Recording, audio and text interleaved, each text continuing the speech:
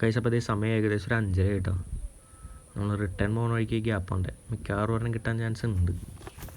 Yes, അടിച്ച്.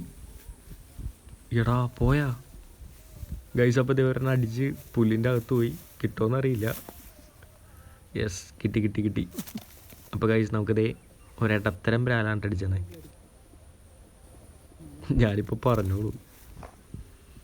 അപ്പോൾ guys ഇതേ മഴ പെയ്ത് കഴിഞ്ഞാൽ ഇനി ബ്രാലിൻ്റെ ചാകരയായിരിക്കും. അപ്പോൾ നമ്മുടെ റൈറ്റ് സൈഡിലെ കണ്ടത്തിൽ കംപ്ലീറ്റ് പുല്ല് പിടിച്ച് കിടക്കണമെന്ന് ഇരിക്കണ്ട, അതിൻ്റെ താഴെ ചതുപ്പാണ്.